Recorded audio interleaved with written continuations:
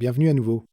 Nous poursuivons notre introduction au RTC, et maintenant que nous avons couvert les parties les plus importantes du matériel, passons au logiciel. Il existe deux façons d'utiliser les périphériques dans l'environnement de développement STM32.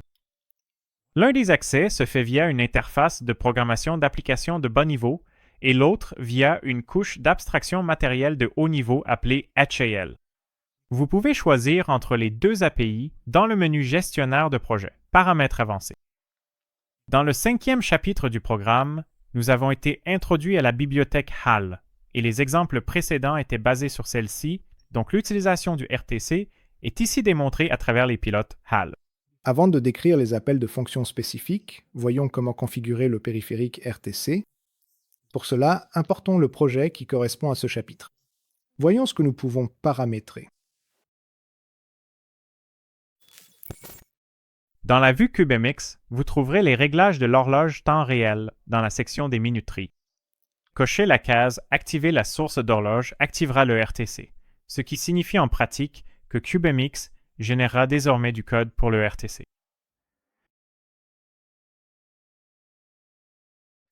Les codes générés lors de l'enregistrement sont, par défaut, stockés dans un seul fichier, comme expliqué au chapitre 4, ce qui n'est pas la solution la plus élégante. Il est donc utile d'appliquer les réglages expliqués ici. Le paramètre suivant est « Activer le calendrier » qui, s'il est sélectionné, démarrera avec une valeur prédéfinie pour le calendrier et l'horloge que vous pouvez définir dans l'onglet des paramètres dans les sections déroulantes « Heure du calendrier » et « Date du calendrier ». Si vous souhaitez définir une alarme spécifique, vous devez impérativement sélectionner soit l'option « Alarme interne » soit l'option « La routeur Verafone » à partir des menus déroulants dédiés qui sont nommés « Alarme A » ou bien « Alarme B ». A et B sont deux canaux distincts. Ils peuvent fonctionner indépendamment l'un de l'autre. Parmi les deux options, « Interne » indique une alarme interne et « Routé » signifie qu'elle a été dirigée vers une branche externe, dans ce cas RTC AFON. Malheureusement, il existe parfois une différence entre les noms utilisés dans CubeMX et ceux de la fiche technique. Cette dernière fait référence à la même broche que RTC Out. Dans notre cas, cette broche est la 7e dans l'ordre et correspond à la 13 du port C, donc il s'agit de la broche PC13. Si vous souhaitez utiliser l'alarme en mode interruption, elle doit être activée séparément dans l'onglet de configuration NVIC. Le mode interruption signifie que nous n'avons pas besoin de vérifier en continu l'état de l'alarme, car à l'heure programmée, la fonction de gestionnaire d'interruption ALT-CALAR Handler est appelée suspendant la tâche en cours d'exécution. En soi, elle ne gère que les registres spécifiquement associés à l'interruption, mais elle appelle l'une des fonctions de rappel, soit ALT-CALARM-EVENT-CALLBACK ou bien ALT-CAXALARM-EVENT-CALLBACK, et ce, selon le canal d'événement qui est actuellement utilisé. Leur contenu est arbitraire et c'est à l'utilisateur de les écrire. En gros, le mode interruption est utile pour recevoir une notification d'alarme. La fonction de réveil est similaire à une alarme, mais ressemble davantage à un minuteur classique. Elle peut être utilisée pour réveiller le contrôleur après qu'un certain temps se soit écoulé. Mais contrairement à l'alarme, le temps n'est pas donné en heures, minutes et secondes. Le compteur est défini en spécifiant une valeur et une base de temps.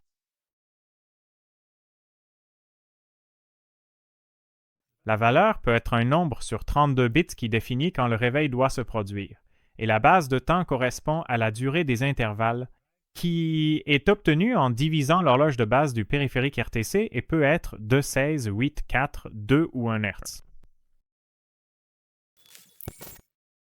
Maintenant que nous avons vu quelles possibilités nous avons pour les réglages, voyons comment les fonctions de la bibliothèque peuvent être utilisées pour accéder à chaque fonction. Je vais maintenant décrire les fonctions les plus couramment et fréquemment utilisées, que vous verrez également et de manière détaillée dans notre programme d'exemple. Tout d'abord, la fonction ALRTCinit. Son but est de réveiller et de réinitialiser le périphérique RTC. CubeMX se charge de l'appeler correctement. Nous n'avons rien d'autre à faire avec elle.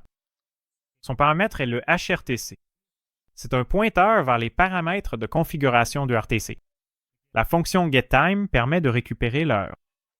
Ses paramètres sont le HRTC STIME, qui est un pointeur vers une structure de temps, et le format qui spécifie le format de l'heure, lequel peut être soit le format RTC bin, soit le format RTC BCD. Bin signifie binaire et BCD est un nombre décimal codé en binaire où 2 chiffres décimaux sont stockés dans un octet.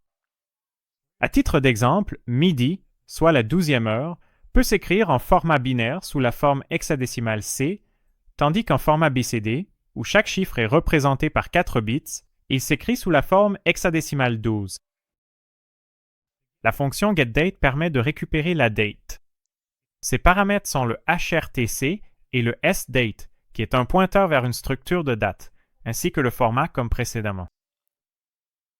Cette fonction ne peut être appelée qu'immédiatement après LRTCGTime.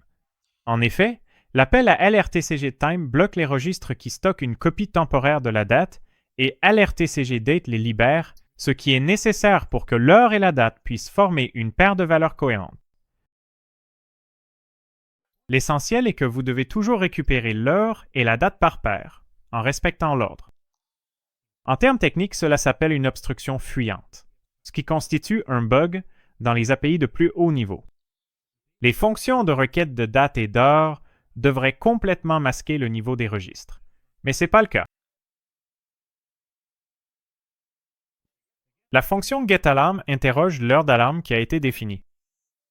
Ces paramètres sont le HRTC, le SALARM, qui pointe vers une structure d'alarme, l'alarme où vous pouvez spécifier lequel des 2 canaux interrogés. Sa valeur peut être soit RTC alarme A, soit RTC alarme B. Un autre paramètre est le format qui bien sûr spécifie le format et peut être RTC format bin ou RTC format BCD comme précédemment. Notre prochaine fonction est la fonction de réglage de l'heure de coucher. Celle-ci, bien entendu, sert à régler l'heure. Ces paramètres sont similaires à ceux des fonctions précédentes, HRTC, le STIME, qui est un pointeur vers une structure de temps, et le format comme discuté précédemment. La fonction setDate sert à régler la date. Ces paramètres sont très similaires à ceux de la fonction précédente. La fonction setAlarmIt permet de régler l'alarme en mode interruption. Les paramètres sont ceux déjà décrits. La fonction deActivateAlarm sert à désactiver l'alarme.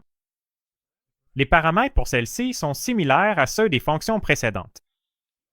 La fonction AlarmIRQHandler gère la requête d'interruption de l'alarme. Lorsque l'heure de l'alarme arrive, le contrôle passe à cette fonction et l'autre opération en cours est interrompue. Lorsque la fonction se termine, le contrôle revient à la section de code interrompue. La fonction AlarmEventCallback gère les interruptions pour le canal d'alarme A. Cette fonction doit être définie par l'utilisateur. Son contenu est arbitraire. Son paramètre est le HRTC.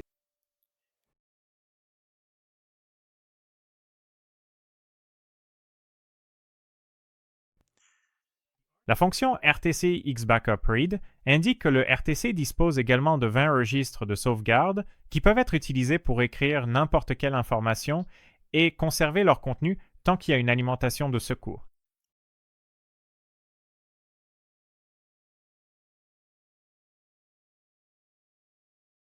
Cette fonction permet de lire l'un de ces registres. Ces paramètres sont le HRTC et le registre de sauvegarde, qui correspond à un numéro d'adresse de registre allant de 0 à 19. La fonction BackupWrite ne diffère de la fonction de lecture que par le fait qu'elle n'effectue pas de lecture, mais écrit dans le registre donné.